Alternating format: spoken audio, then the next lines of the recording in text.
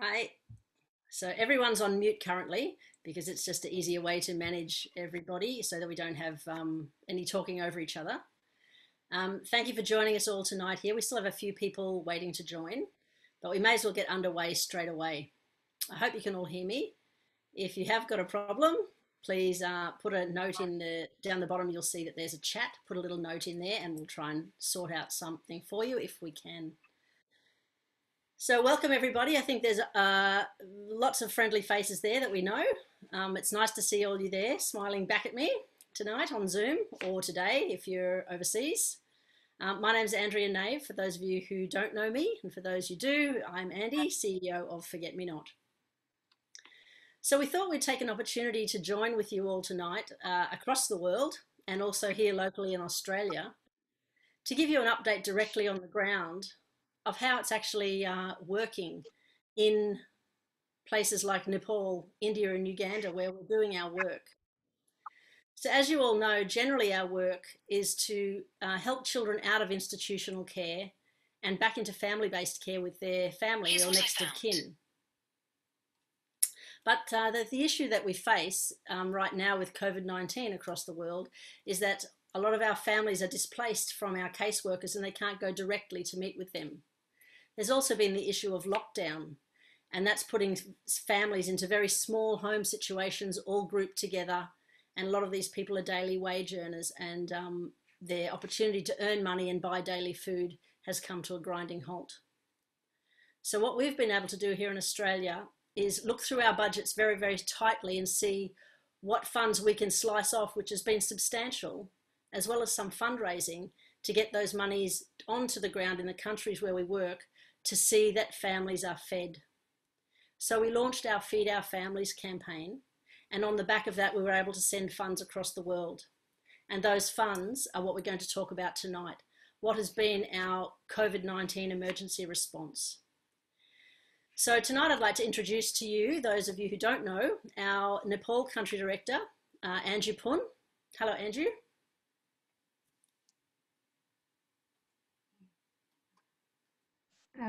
Namaste. Hello, everyone. Nice to see you. Thanks for coming tonight along, Andrew. I know you have a busy day there. There's lots going on. I'd also like to introduce to you Mr. Diptesh Singh. Diptesh is our Executive Director of his organisation, Laksha Kriti Foundation in India. Thanks for joining us tonight, Dippy. Thank you. Thank you so much. Yeah, and also Mr. Patrick Rueza, who is our manager in our Ugandan program, all the way a long way from sunny Australia over there in Kampala. Thanks for joining us tonight, Patrick. I know it's a long way away.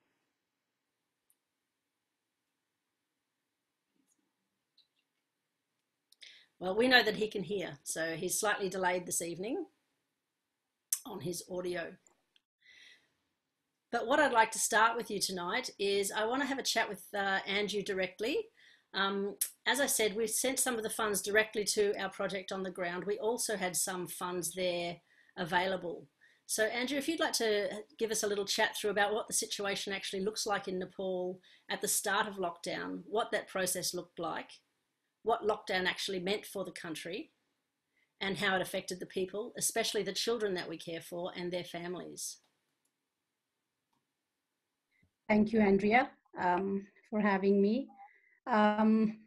When we were watching the news of Wuhan city about the coronavirus, we were just thinking that it's a virus that is affecting only China. And we were back to our normal work, monitoring of children, working alongside government. So that was happening. In March, when we were onto a Chitwan field visit, that time, all of a sudden, when we were in the middle of the work, our assignments and field visits, we came to know that there is partial lockdown on the 21st of March. So that affected the bus movement from one district to another. And that was the crucial phase of our work when we were actually moving ahead with the local authorities for the unification of 60 children from an orphanage back to their families. So our team were really excited and ready for this work. But when this bus movement were blocked from the directives, government directives, that really, we got upset about this, and we were thinking that how we are going to convey with the families who are already en route from the remotest part of the country to Chitwan district. They were coming by local bus, and our reintegration team immediately had to inform them, please do not come, you have to return back to your village because of the partial lockdown which happened. And then there was a chaos among the families because they were really happy and excited to have their children back after more than 5 years of time, most of the kids.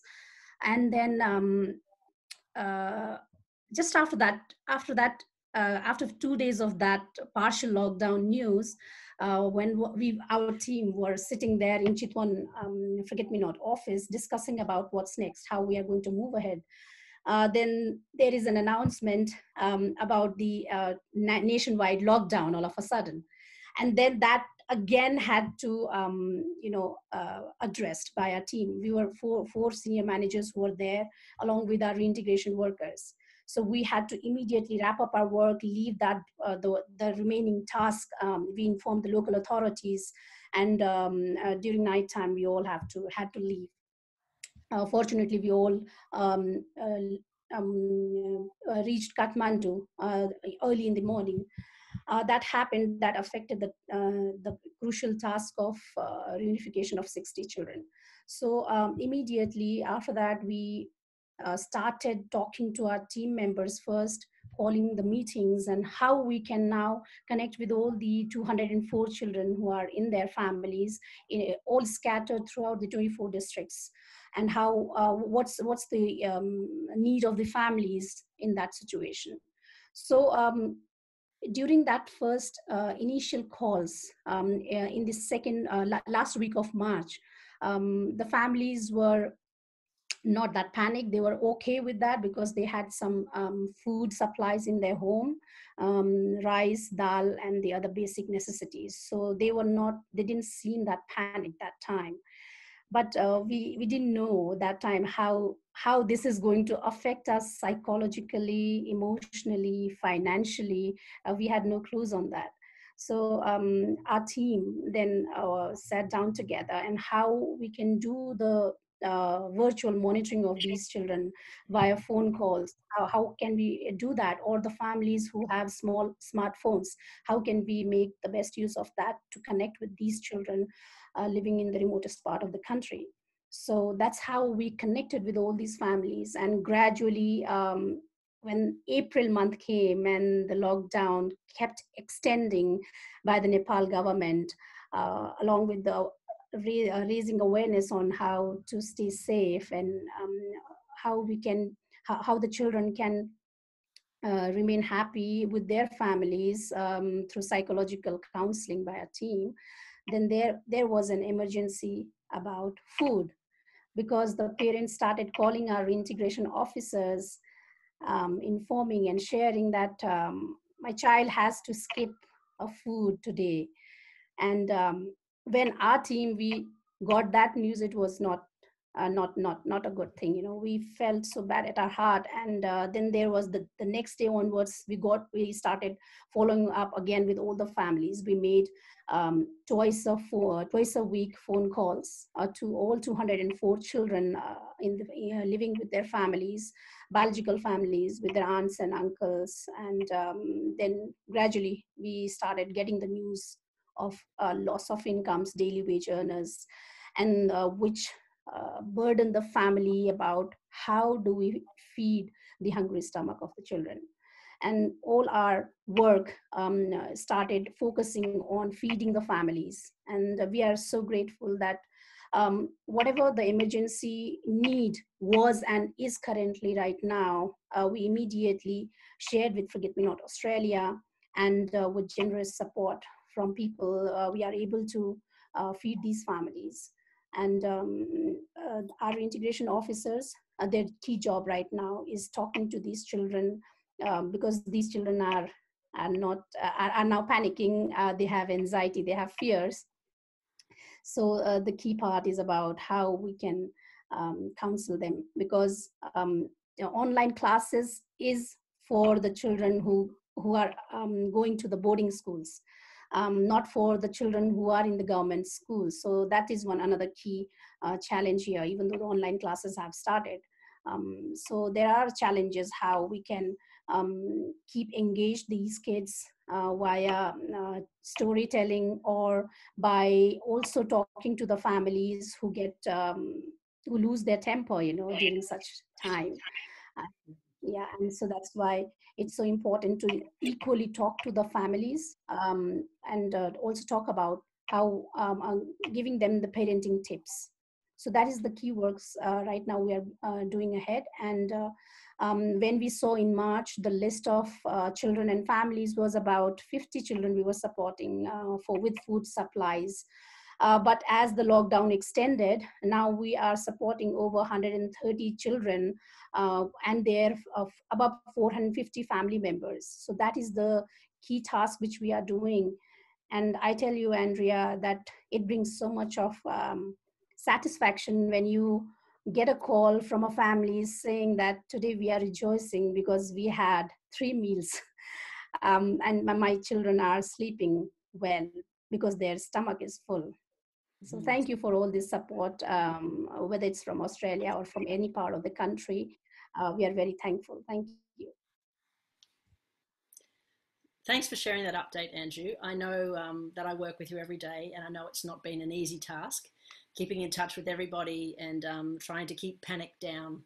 I understand that it's not been an easy task. So thanks for everything that you've done to date. And I know that our team is strong there, and they have their work set out for them, that's for sure. With 203 current live cases, there's a lot to carry on. Thanks for sharing that so far. We'll move to you, Diptesh. Thanks again for joining us. I've had several chats with you over this lockdown phase, and one thing you talked to me about was how much we've had to do with the school, our free schools under the bridge there, where we have many hundreds of children attending daily. Can you tell us a little bit about the instructions that you had to give for lockdown, and then the small amounts of government food that were available, and how what we've been able to do in the interim to keep people fed? Okay, yeah. Thanks for giving me the opportunity to talk on this and give you all a quick update on what is happening in Delhi. So at first, I would like to share like quick highlights or a statistic of what is the actual condition of Delhi and our slums. So right now, it's around 26% of Delhi is COVID positive. I mean, every fourth person in Delhi is corona patient. This is what is going on. That's why we have suspended all our schools, whatever the classes going on. We are not running any classes. And as you know, like the slum situation, like we can't do any digital classes there. So this is something what we need to work out once this epidemic is over, or maybe like in next coming like few weeks. We need to find a solution for the schools. But at the moment, it is all suspended. None of our teacher is in city. I mean, they are all like doing the rescue job, like they are coordinating with the hospitals, they are coordinating with the healthcare workers. And so like the same teacher, they have like different jobs now, so no to study, unfortunately. But I think in this period, we all like, in fact, all LAF team, whosoever is on ground, and our volunteers, our slum volunteers, children, I think we all are learning like something what we have never expected, something really unexpected life story. So I would like to mention, like whenever we take classes, our curriculum also include life science. We name it called life science, a subject.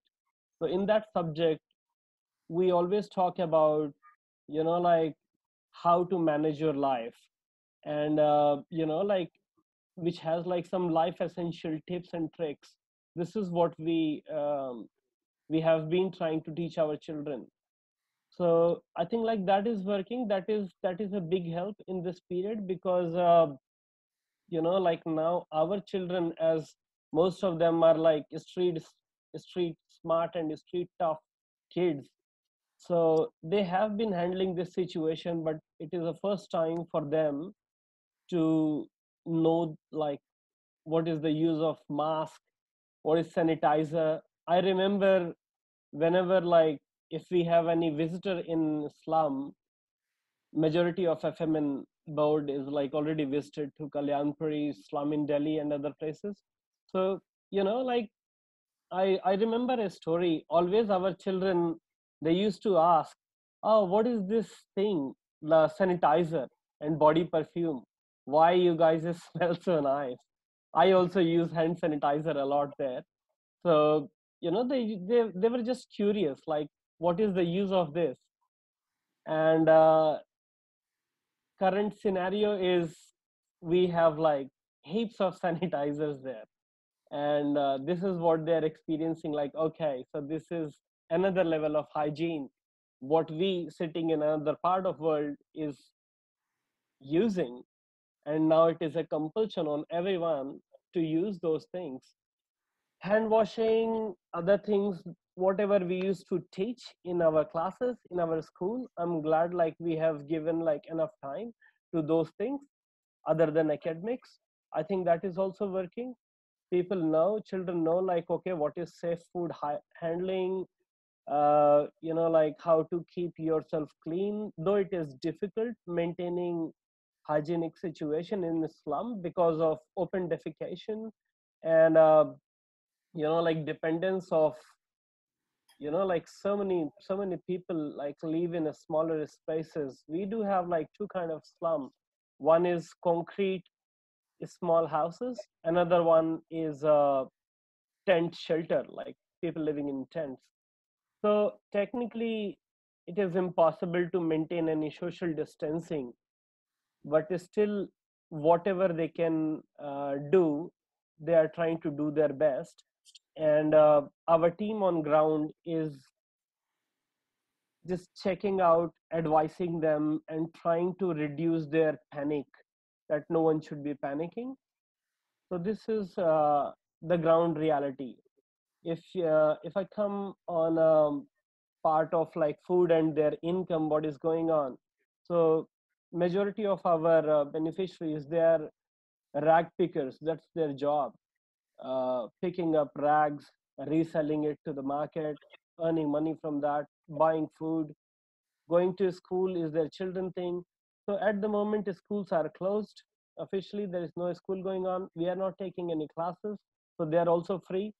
So in this period, what they are trying to do, what our kids are doing, they are actually trying to educate and spread more awareness about COVID, and how to take care of your own self, and using like like hand sanitizer, mask all the time, sneezing like this as a technique.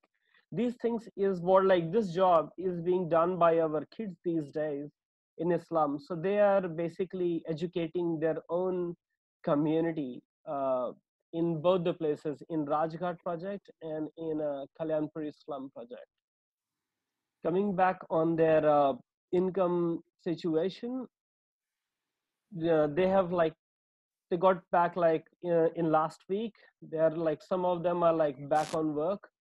Again, rag picking is started, and like, but like it's only 20% of them are working, and actual situation on the street or on landfills is not great, because whole city, whole country is still going through in lockdown phase. So there is no such like recyclable garbage they can find. So their income is dropped like anything. So majority of them are like definitely struggling for food. We are like, LAF is in touch with two community kitchen in the area.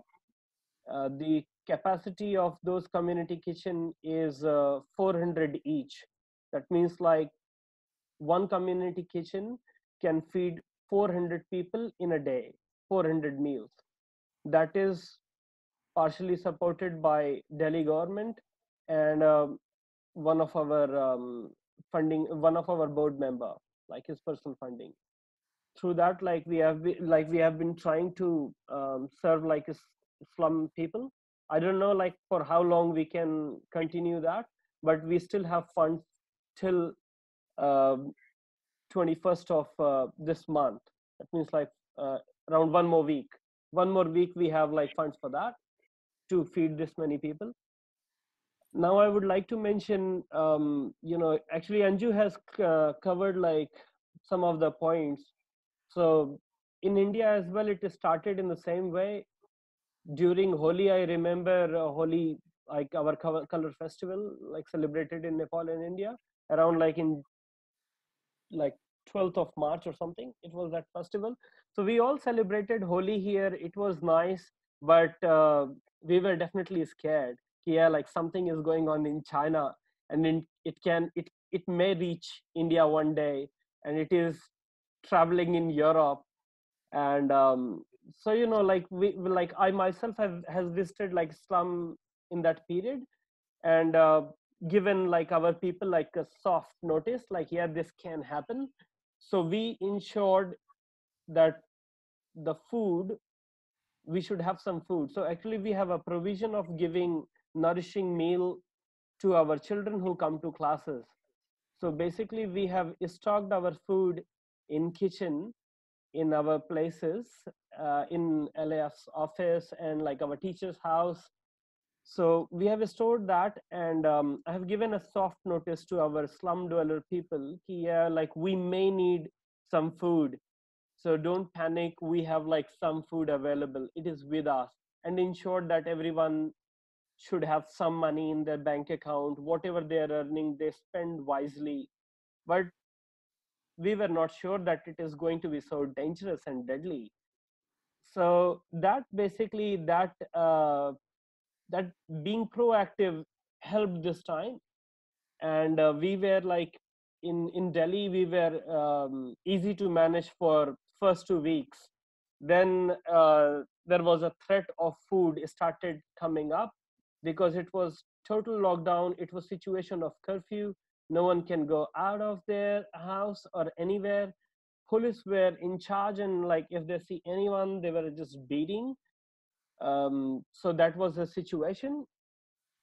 So at least like the first 2 weeks we covered from our own food, what we used to usually serve to our kids in school. After that, we got a certain funding from Forget Me Not, like thanks for that, everyone. And with that funding, we were able to provide ration kits, the dry food, to 173 families uh, in both our project locations. For now it is like 3 months, but we have at least given the emergency support to 173 families.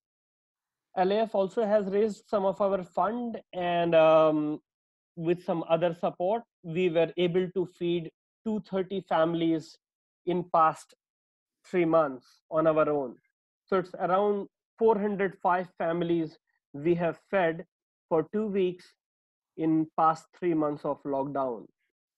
I won't say it has fed everyone. I won't say like like we win the situation, but at least we haven't seen anyone dying hungry in the community. Current scenario, that is different. We ourselves don't know where Delhi is going, because one person out of four is corona positive. Delhi has a scarcity in hospital bed. Delhi has 9,000 bed only, while it definitely need 80,000 beds. So I don't know like how government is going to do. We don't have any space left in our crematorium, so it is also delaying the process of cremation. Unfortunately, we lose like 13 family, like 13 people from our family, from our beneficiaries.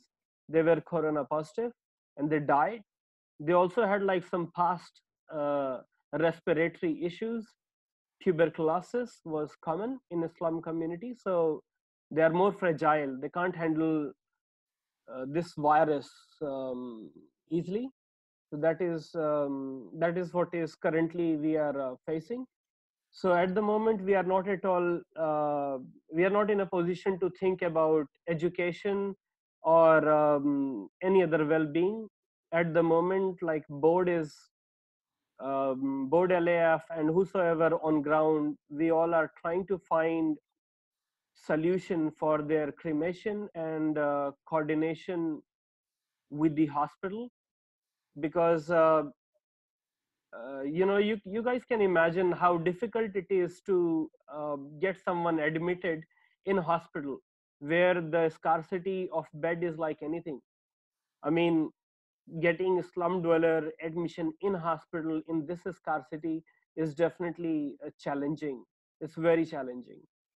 So at the moment, we are only trying that this community is, it is almost a community spread in Delhi now.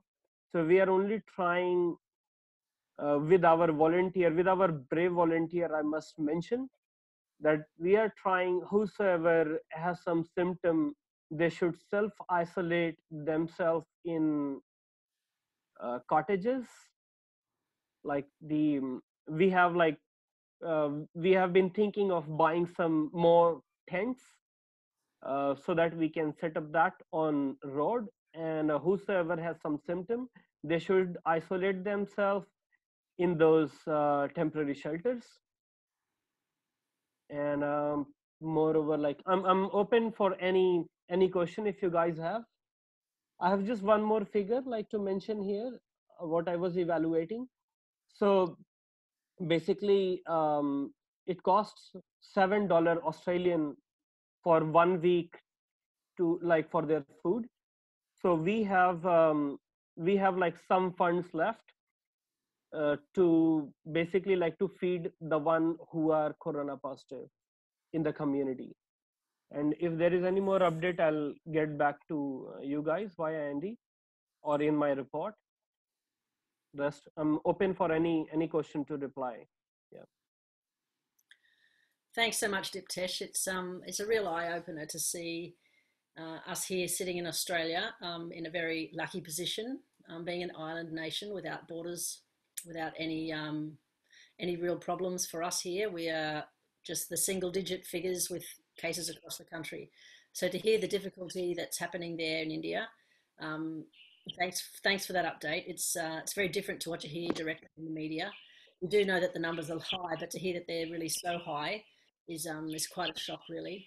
And hear that there's people passing from the coronavirus is one thing, but to hear that they're not passing from going hungry, that's some small saving, I suppose. Thanks so much for sharing that. I know that you're a tenacious kind of guy, as is your team, and you think on your feet. So if there's something that can help in a time of crisis, I know that you'll put some of those ideas to me, and we'll try and work out what else we can do or what other funds might be available if we think it's the most appropriate thing to do. So thanks for sharing that immediately. Now moving over to Patrick. Patrick, can you hear me? I'm not sure that you can. Hear me, Patrick? I don't know if you're able to hear me. I can't hear you. Could you wave to me if you're able to hear me? I can hear you.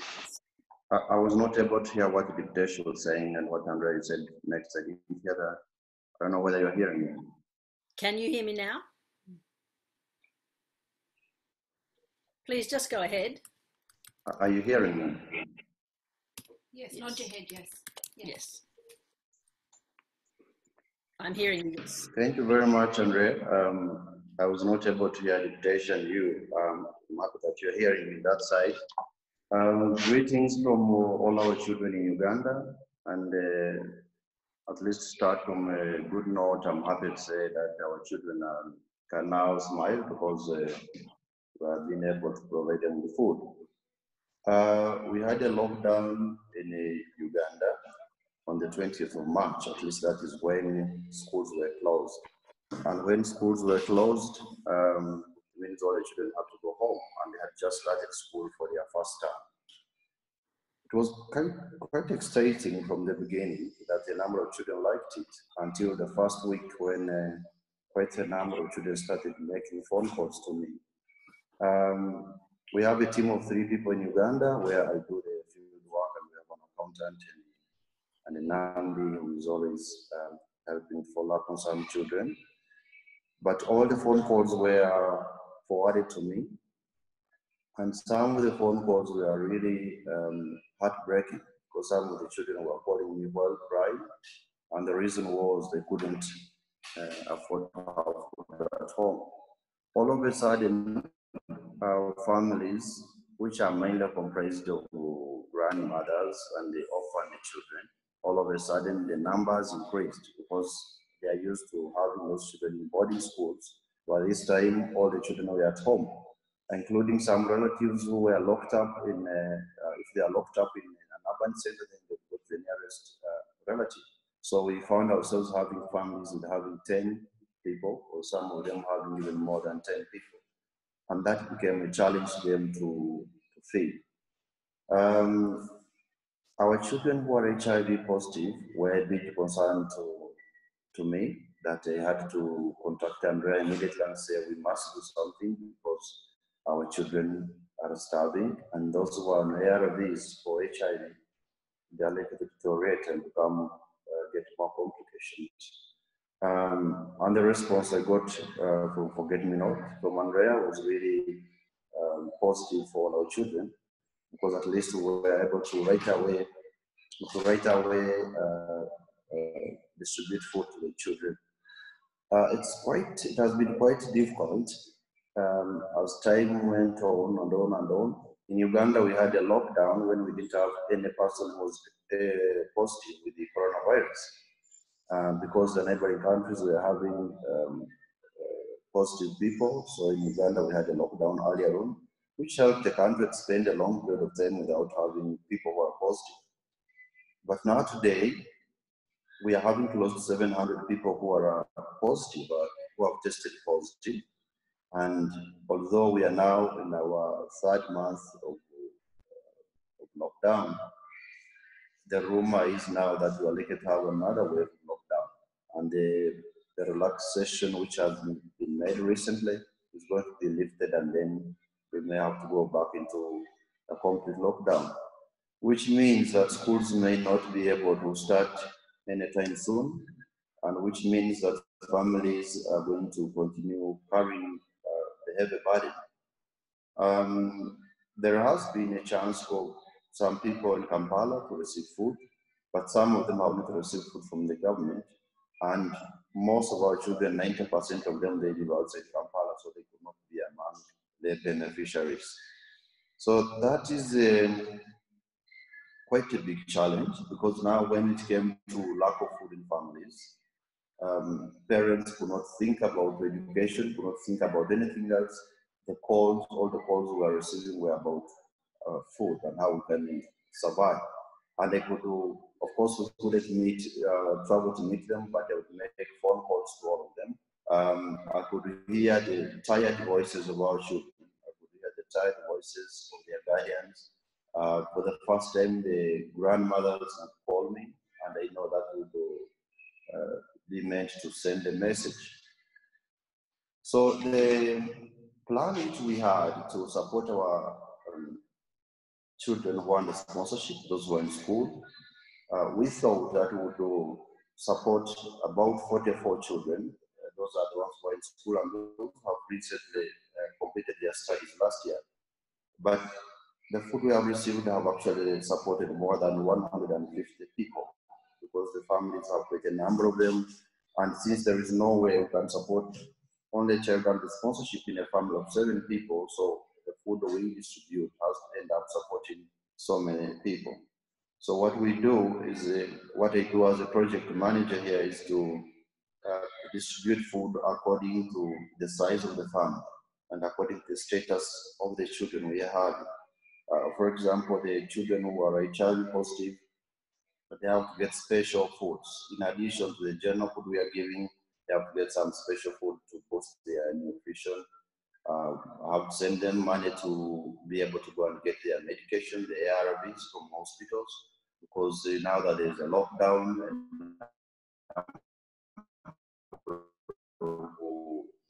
the private transporters, the motorcycles, so they are able to go and get the ARVs for our children. For some of them have been able to get the permission. I call the authorities, the government authorities give permission to our children to go and get the medication. So it is quite challenging, but this is quite unprecedented, and we have not experienced this before since we started managing this project. That out of the blue, we have all the children in our doorsteps. Out of the blue, we have children crying for food. Out of the blue, families are having children now staying at home, and there's so many questions. And of course, it goes beyond the food. It goes to reproductive health. Recently, last week, we had a report in Uganda where in just two districts, we had over 70 teenagers who had become pregnant. And that is only two up-country districts. So that is a concern to me that our teenage girls could be victims of the same. And this could be the same challenge in many countries, especially developing countries here. That it's no longer now a question of education alone, it's no longer now a question of food alone, but it's also a question of reproductive health. Because if we are not mindful, our children could be victims in this situation. So what we are doing, we are rolling out a program of ensuring that our children get reproductive health services from trained counselor, a trained female counselor who is going to mainly meet our female students in their homes. So this is now another emerging challenge which is likely to come out of the lockdown. But what is very important is I don't know what we would have done if we did not have a food relief support for COVID-19. I don't know how we would have handled. There's so many phone calls we are getting. Some children would send me videos recording themselves on WhatsApp, almost crying, explaining the situation at home.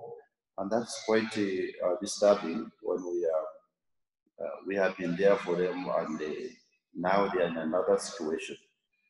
But currently we are managing the situation. The amount of money we get, however much, however little we get, we try as much as we can to see how it sustains the lives of our children and their families. We are hoping that this situation may not be solved very soon because we thought that it's going to be a lift on schools to start. But the president had announced that we are going to have 100 schools, 100 classes in school.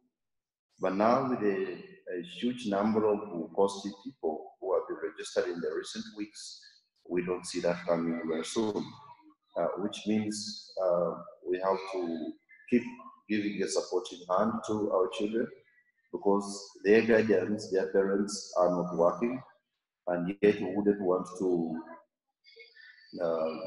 risk our children, especially the girl children, who may not be comfortable in this whole lockdown. They are living a whole new life of staying at home longer than they have done before, of staying at home when there's no basic necessities such as food, of staying at home when health services are at their lowest. So this is quite a challenge. But the positive thing is that despite the lockdown, we have been closely in touch, especially through the telephones. And the relief service we get, I deal mainly with the service providers for those who cannot do shopping for themselves. But for those who can do, we send money to them through mobile money. We use mobile phones, send money to them, and then they can do shopping. This relief has brought dignity, has maintained dignity of our people, that they are, despite their vulnerability, they are still respected. They are still someone is thinking about them without embarrassing them.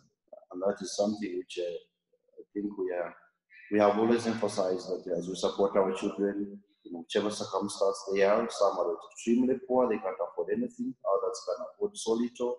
Others have got a so difficult background, a so difficult history, which we have to keep and protect them from embarrassment. And the same thing we have done through this. We have received quite a lot of positive response from the families. They call back, they send messages, our children send messages. Their guardians send messages to us, explaining how important this one is. And now going forward, we have a risk that we are likely to have this situation going for the whole year. And now I've been encouraging the families, especially those who are staying up country. In our next support, we are going not to look at the physical food, but also to support, now that our children are at home, support them with the seeds, plant some foods, especially vegetables, which they can do. Vegetables, beans, if they can be able to plant those at home. And that is for those who are up country. This is something we're going to roll out because we are seeing that we are likely to continue having the same situation for some time, and we may not be able to keep providing food relief maybe for a year, maybe 2 years. That eventually we shall get exhausted with that, but we should slowly start looking for a sustainable way on how these families can move. Right. Some of our children who completed school last year, where we are very fortunate to have had some of our children graduating, one with a university degree, another one graduating with a diploma, and they had just got jobs. At least the one who got a diploma had got a job, and hardly 2 weeks after getting a job, she had to be laid off because the hotel where she was working had closed. So we find ourselves having to extend helping hand to our children, those who completed school, and we know they don't have jobs, so we know they are in the same situation that they have.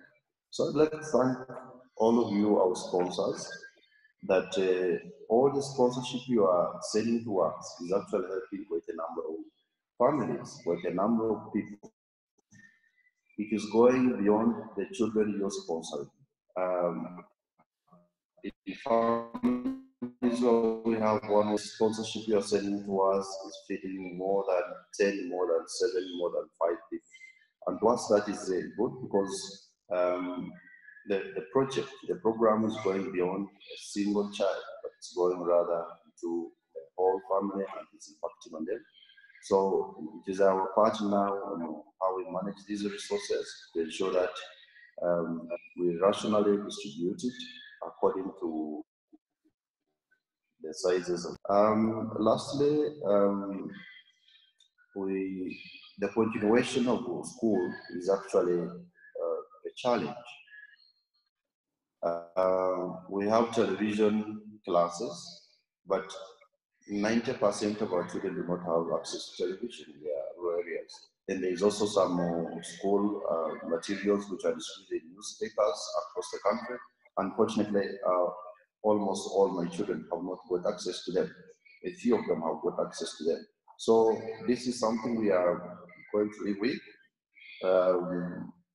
We are trying as much as we can to see, because now they have relaxed some private movement, and we can, if in an area where we have more children in the same locality, if there can be a person, a teacher who can make a follow-up, because the fear I'm having is that the more children stay out of school, the less interest they will eventually go.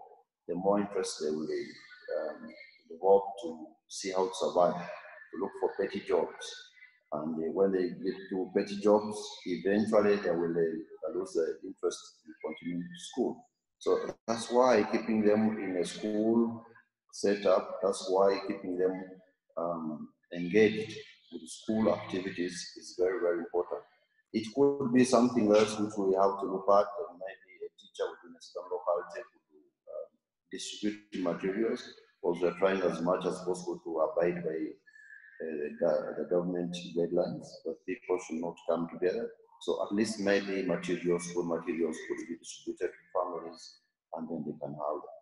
Otherwise, thank you very much. And I'm so grateful that communicated to all of you. I'm looking forward to hearing your feedback.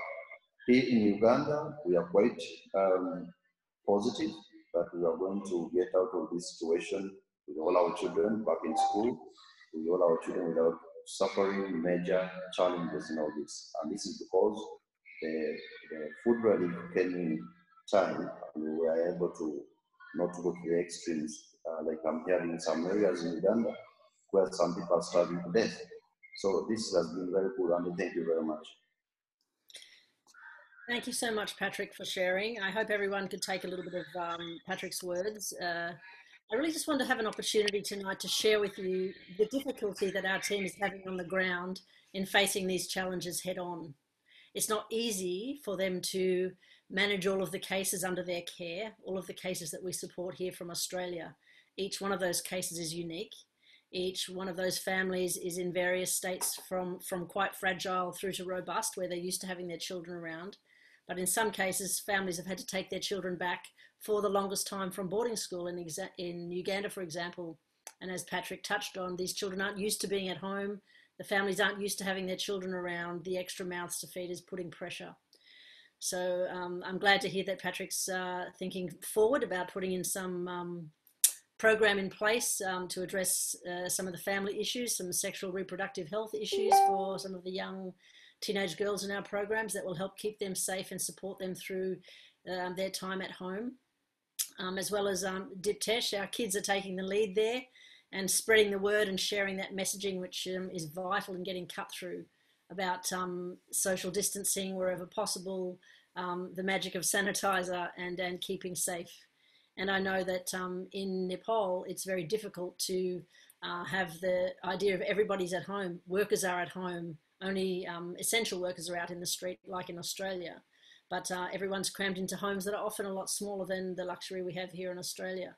So I do appreciate the hardship that not just our children and families are experiencing across the world, but also the pressure on our teams to maintain their positivity and be a place where our beneficiaries can lean.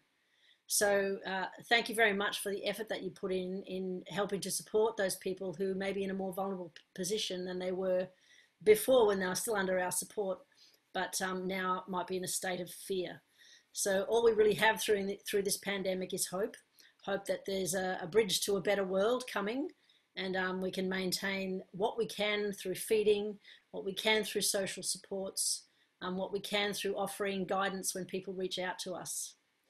So my job here in Australia, along with all the people who are joined together on this Zoom meeting, is to offer any support that we can. Many people here are donors. Our board, some of our board members are present.